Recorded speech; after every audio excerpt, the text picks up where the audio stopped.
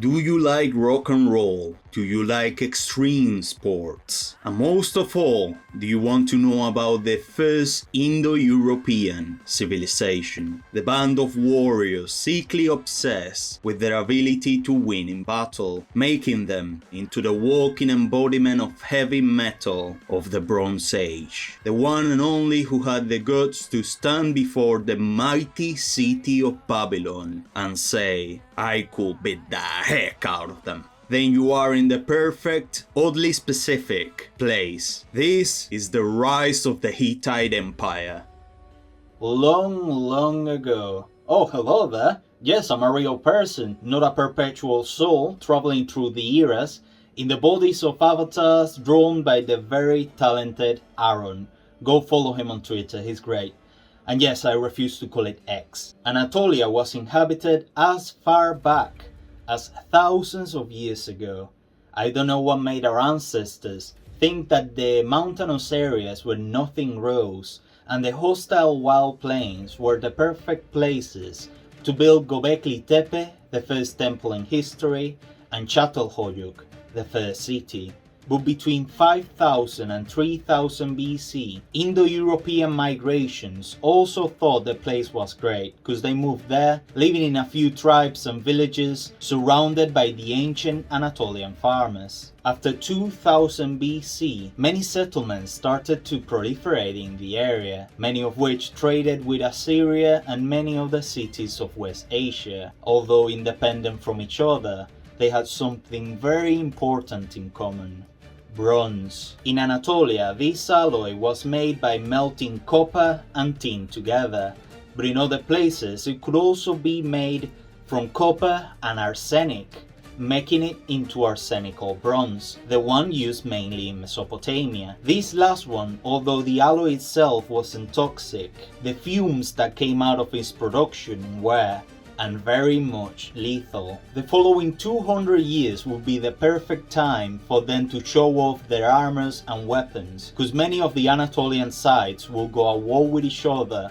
for most of this period. The first people associated with the Hittites were the kingdom of Kuchara, who in 1750 BC, led by King Pithana, will conquer the important city of Kanesh, taking an Assyrian merchant colony in the process, but continuing to trade with that nation. 5 years later, Pithana's military ambitions will be continued by his son, Anita, who aimed to the north and conquered the city of Salpa in the coast of the Black Sea, and also Hattusa, which after a very long siege was destroyed, and according to scripture, was cursed by Anita. Although this last thing might as well just be propaganda from the lower half of the family, which preferred Kanesh as their capital, while the northern branch preferred Hattusa.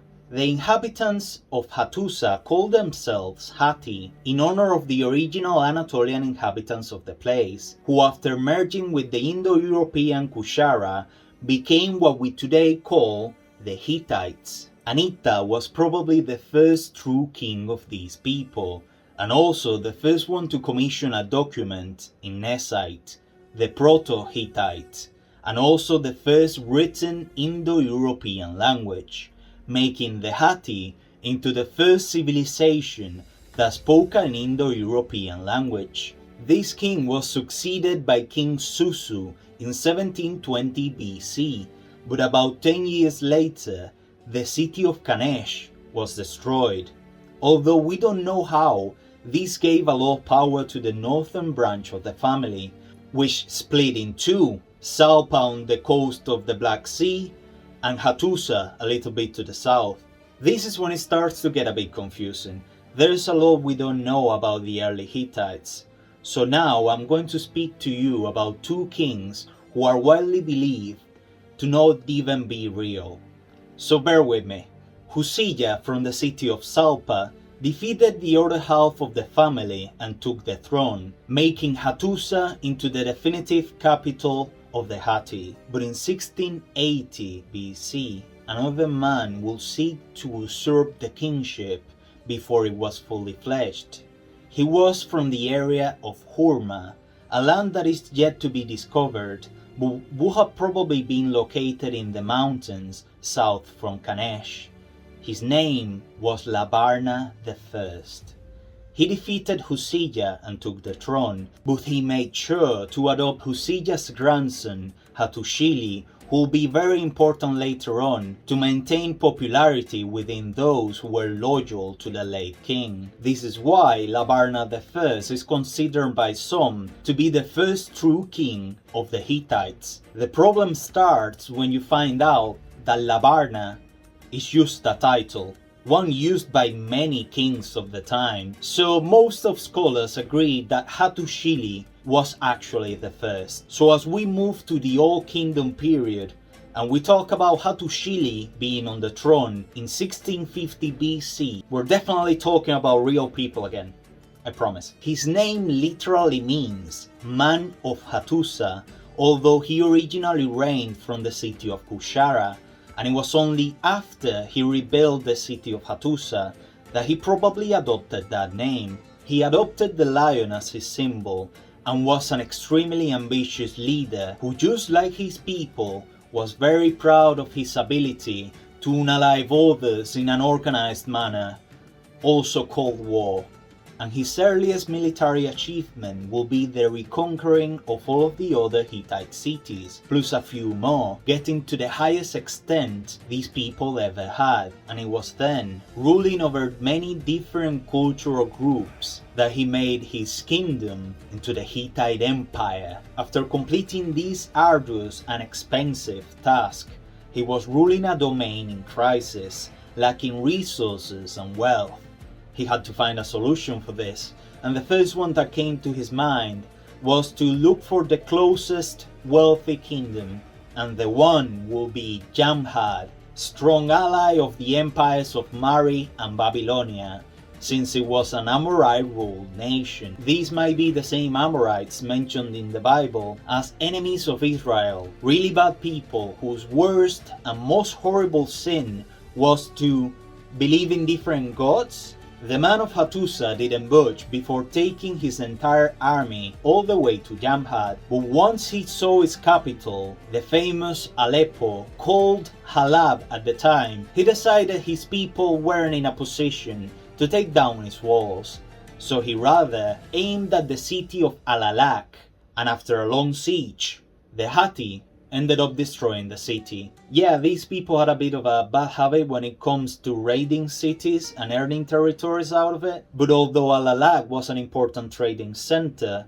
getting rid of it meant they didn't have any obstacles when accessing the Mediterranean, and wouldn't have to spend any soldiers in occupying it and trying to prevent revolts, which will definitely happen, and they didn't have any soldiers to spare, so hey, not the worst decision. And as Hattushili was preparing to siege Halab once and for all, he received some news. Buenos dias, your highness. The kingdom of Arsawa from the west is invading our land right now. Needless to say, it didn't take long for him to come back home. And although we don't know much about the Arsawa people from the time, other than they will later on be very related to Troy, and that the man of Hattusa crucially defeated them, integrating their lands into the empire very easily. It's free real estate. And like the saying goes, if you start something, you gotta finish it. I probably just made that up. So he resumed his main quest in Jamhad, but there was only one problem. Before he came back there, he went to his original home in Kushara. He gathered all of his descendants to announce who will be his successor, because he had mysteriously fallen sick. The emperor of the Hatti was betrayed by his sons and probably one of his daughters. The chosen heir was not one of his own children, but rather his grandson, Merchili, who was merely a teenager at the time. He probably chose him because he was the only one who didn't want to unalive him, harder than we all wanted to unalive Jeffrey Lannister. After Hattushili's passing in 1620 BC, what we know about the new king is that he was supported by his close relatives. The reason why, right after 1600 BC, He went to finish what his grandpa had started. After many brutal encounters, he started the siege of Halab. But after numerous casualties, the siege was successful and Halab was also destroyed. Only the fortified city of Carchemish resisted, but to save the expenses of trying to bring down its walls, he resorted to just surround it with his army, to prevent anyone from getting in or out, and thus starve it with time. A really good tactic, but I'll say it works a little bit slower than communism. The army came back with many prizes and riches to their capital. What used to be a mere band of warriors from the hills had become a serious force to reckon with. Hattusa was finally flourishing, with larger walls protecting massive fields in which the recruits could ride their horses to practice. It was then that Hattushili received the news. Babylon, the city at the center of the world, was weakening, struggling with revolts and at the risk of civil war. I want you to imagine you were the ruler of all these people. You were chosen as a mere teenager when your elders were right there. Your armies defeated the Amorite ones. You must have felt lucky, almost like you were chosen by the gods. And with all that praise from your people, also overly confident. So tell me, would you have gone to Babylon? I wouldn't be surprised if you said yes, for that is what he did, all the way along the Euphrates River, and in 1595 BC, his army was facing the mightiest city in all of Mesopotamia. Although it wasn't at the military height of Hammurabi's rule 160 years prior, it was still wealthy and strong. It is likely that the great walls and the high quality bows and arrows would have scared anyone else from attempting such an insane feat. But Hattushili decided that his grandpa didn't choose a freaking coward, and the siege of Babylon started. Attempting to take down the walls of the city, he lost many of his soldiers before they could face their fate in man-to-man combat. But nothing lasts forever, and the gates were opened. The houses and streets of Babylon burned as the armies clashed, and it is likely that the Hittites lost way too many of their brothers that day. But according to more than one source, the warriors from the hills conquered the mighty city of Babylon. This not only ended the hegemony of Babylonia, but also the Amorite period of West Asia.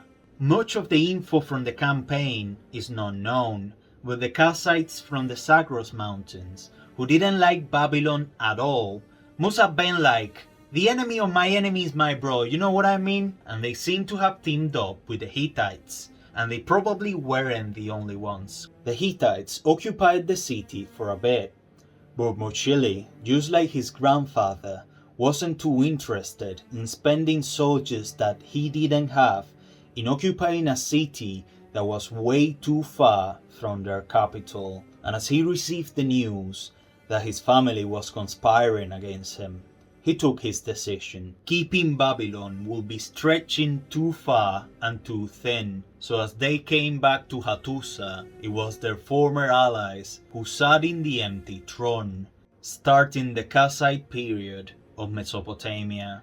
In 1590 BC, Hattushili came back home with many riches and resources, strengthening his empire, but he was betrayed and very shortly after passed away. His brother-in-law took the throne, having to face inner fighting and family betrayals throughout his reign, trying to keep Jamhad and Arsawa into Hittite rule.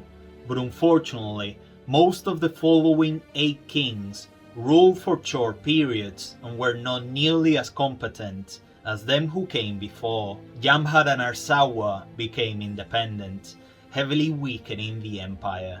And if it wasn't enough, they were attacked from the north by the Kashka people from the Black Sea. And in 1450 BC, a new ruler will finally put the Hittite Empire in the right freaking track. His name was... Hold up a second. Look at how long this video is. That'll be a topic for the next episode. Love you. Ciao!